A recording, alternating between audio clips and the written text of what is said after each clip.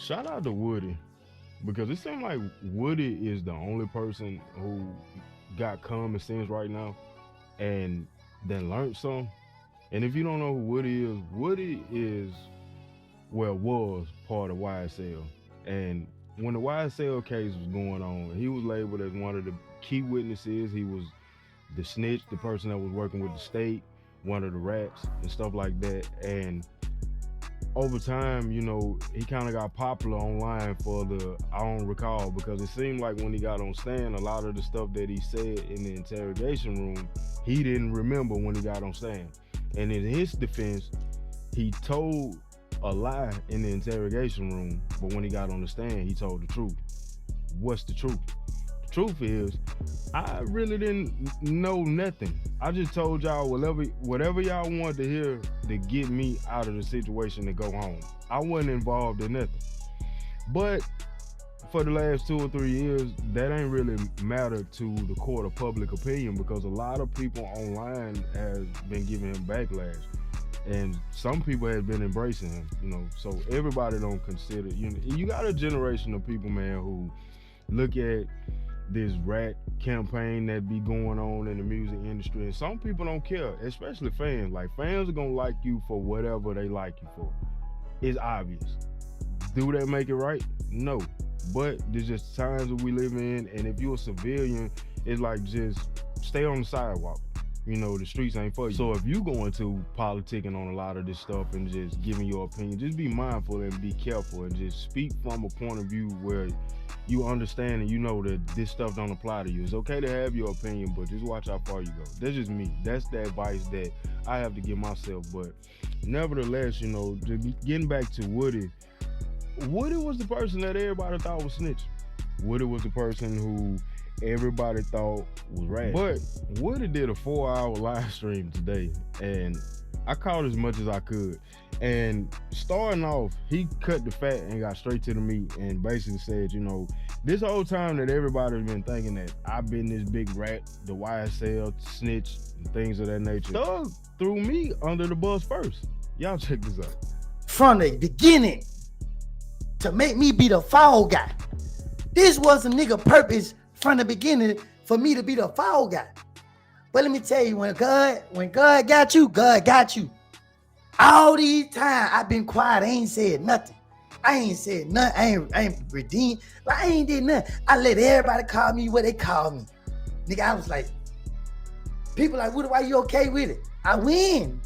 Being labeled a snitch gave me a way for the gang members to stay away from me, the drug dealers to stay away from me, the robbers. It gave all the criminals. Nobody can never elevate in life when they surrounded by criminals, when they surrounded by simple-minded people. My life, I've been going through in and out of jail my whole entire life because I was stuck in that mindset. I was stuck around those people. I was stuck in my environment. I was stuck in it. But the moment I got out of that, I started to see more to life. I didn't want to do this to Thug. Everybody know I ain't want to do it to Thug. This ain't no secret. Everybody in Atlanta know this. We all talk amongst each other. We didn't have a platform to be heard. So y'all talking about why nigga just not saying something? Because the nigga just not being heard. We been saying something. You feel me? But them niggas have a voice. That's why they gatekeeping. You got all this talent in Atlanta. Thank you for the super chat. Facts. A real nigga gonna tell his lawyer not to crucify. Come on, for sure. For sure. For sure. For sure. I put my life on the line too many times. But y'all, like, it be sounding incriminating because of how I said it. But I'm not talking about the criminal intents of me committing crime. I'm talking about me allowing people to accuse me of things I didn't even do. For so many years, because I did this because I knew as long as people watching me and thinking it's me who doing it, whoever possibly did it can survive or continue to get away. Everybody thought it was me doing all the talking. I was one being quiet. It's just see like that because everybody looking at this interrogation. Damn, just think about it. Just think about it. The facts are the facts. But despite things playing out the way that they did, he's kind of glad stuff played out the way that it did because had it not played out that way, he wouldn't have learned a lot of lessons that he learned in this situation. And it feels like to him, he got a second chance at life and he's getting a chance to redeem it. Then he talked about how when he went to jail, the more he started going to jail, the more he started realizing how people don't really just care about me. Like, there ain't nobody checking for me, ain't nobody checking up on me, ain't nobody putting no money into my situation, trying to buy me a lawyer, nothing like that. And he said he ran across an OG in the neighborhood that pulled him to the side one day and just had to tell him, you got just as many people that love you the same way that this man got people that love him. And who he was talking about Young Thug. They be in my neighborhood. If you from Atlanta, you know him. He always say peace and blessing. He put up on me when I was hurting. I was suffering. He put up on me. First street person put up on me. He said, "Hey, bro." He said, "What people don't think your family matter to you mean a lot to your family just like they mean a lot to theirs?" I looked at him. He pulled my head up. I looked at him. He said, "Bro, your family matters. You and your family matter to each other more, just like they family matter to each other more. There's no way you supposed to be in the interrogation room without no lawyer." That goes back to the beginning. That man got all this money. He's supposed to took care of all y'all. He supposed to make sure all y'all were good. But it ain't his job to do that. That's me. I'm defending him. It ain't his job to make sure, you know what I'm saying? Because I'm so blinded. I'm so manipulated. It ain't his job to, you know what I mean, do that. You know what I mean? We knew what we didn't know what we were getting ourselves into. Because if we knew what we were getting ourselves into, we would have never been in that. We would never been in that at the beginning.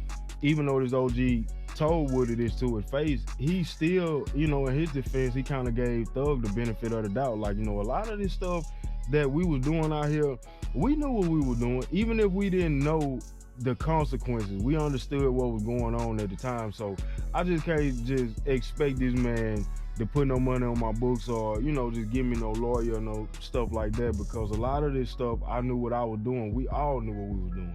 Wood is speaking real, man. And it seemed like, he might have learned something going through all of this stuff over the last 2 or 3 years, because his message has pretty much been the same this whole time, especially the last 2 or 3 days. He's been standing firm on it. It's like, it's something that's going on that's trying to trick all of us out of our position. The ones that, are free, the ones that got probation or whatever the case, because they wanted to sink the whole ship. We all know that. Funny Willie's sole purpose was to get all these guys locked up for life. So to see today free, especially Young Thug, and he's still going around here as if he got this chip on his shoulder for no reason, I feel where Woody coming from on that. I do. And part of Woody also feel like Thug could have rolled this out the same way Shannon and Yak Gotti did. It's like part of him feels some type of way because you couldn't ride it out a little while longer. You was, hell bent on getting home to do, I guess, what you're doing now. And then once you come home and you free, but you want like a 15, 20 year probation, can't go to Atlanta and all this stuff, it started making you feel some type of way when you look back and you see all these guys that started with you, especially somebody like Shannon Stillwell and Yak Gotti. They just held it down. They didn't say nothing. They didn't feel no way publicly. You didn't know what they felt, especially Yak Gotti. Yak Gotti didn't say nothing the whole trial. And these guys actually beat it. Information is the key. Information is the key. And when you in these streets, everybody playing for keeps. Everybody playing for keeps. Why you think when it was time for the jury to reach a verdict, it was only Yak Gotti and Shannon sitting in the courtroom? Because Thug tapped out. All Thug had to do is just be patient. But you get out of jail, talk about you felt like you were never in jail. Yak Gotti and Shannon, you have reached a verdict of not guilty. Oh, them niggas reached a verdict of not guilty. How stupid is he looking? How stupid? But then he come out with his first interview. He got a mask over his face, y'all. He can't look at himself. He can't look at himself. His country's eating him up. He trying to pay all this money to keep this stuff out the blogs. Keep paying the media. This what the control they have. This the control they have. Calling people, bro, don't unfollow me, bro. Nah, I mean, not right now, bro. I understand you don't mess with me, bro, but just do it in a professional way, bro. Like, come on, bro. Yeah. What happened to you, my brother, right or wrong? What happened to the world blow? What happened to we gonna ride to the end? That's what got Young Thug feeling some type of way and got him messed up in there. It's true when they say when you know better, you do better. I'm a witness, man. You know, lessons come with growing up with age and experience and stuff like that. And I feel like just watching this live stream with Woody and him just talking about all the lessons he's learned that excuse me, he done learned over the last 2 or 3 years. I kind of feel like Charleston White play a part in it. And before I could even just get my thoughts out of thinking this in the process of just watching him talk, he touched on Charleston White a little bit, but when he touched on him, he shaded him a little bit because Charleston got this little thing going on with Aiden Ross. I don't look for sympathy. You feel me?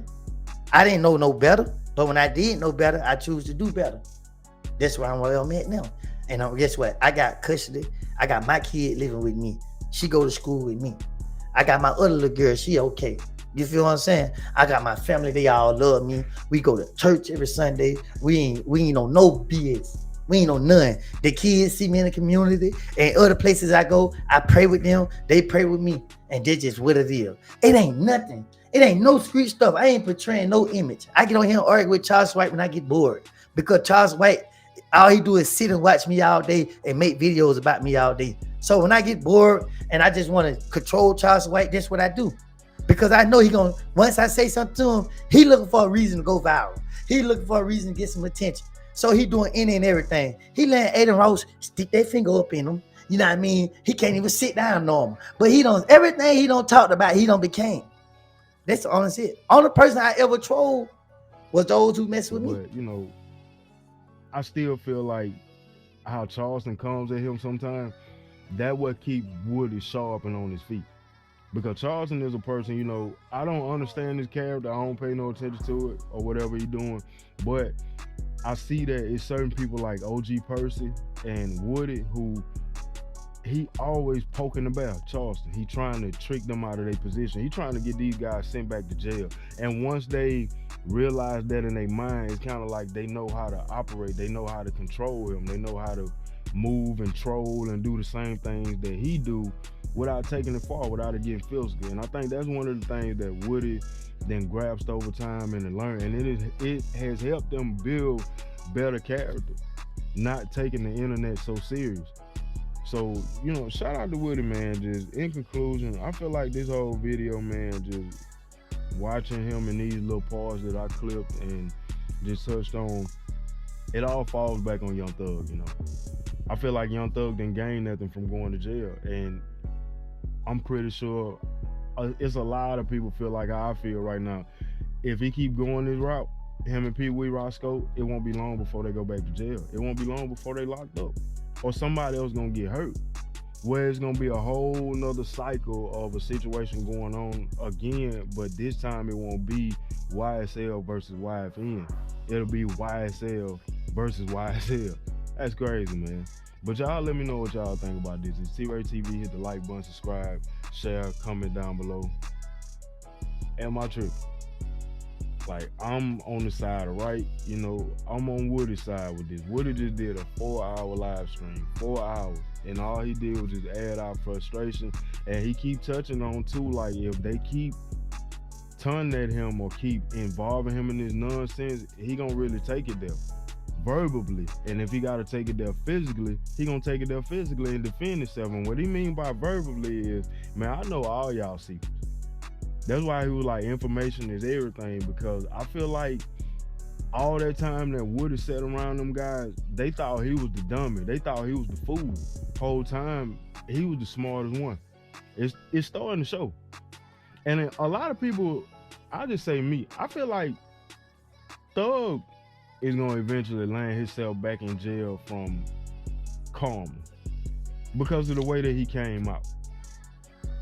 If he don't learn his lesson, if he don't just sit back and analyze and start doing some self-reflecting, it's like you have no reason right now to still be caught up in this mess, in this situation, and just trying to continuously let it go on and trying to blackball all these guys and stuff, calling around, trying to cancel Gunna and all that stuff like that.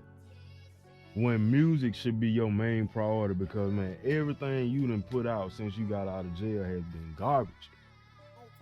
And nobody really, honestly, nobody believes that you gonna be the same thug you was before you got locked up.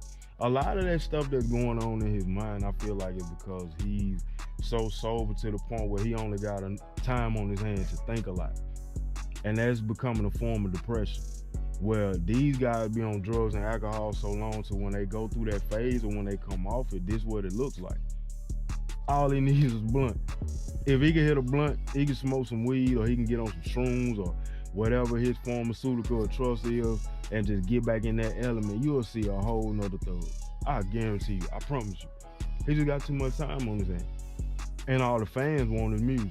The fans are tired of seeing this back and forth, and it's obvious it's not stopping nothing that Gunna got going on. Gunna ain't stopped since he hit the ground running when he got out of jail. And it's crazy because when he got out of jail, he tried to let you know that, you know, he's sorry. In so many ways, on that album, A Gift and a Curse, when he was trying to subliminally say things about you, you know, and then just talking about how the DA and the lawyers and stuff played him and manipulated his mind, that was his form of apologizing to you, if you felt like he did you wrong.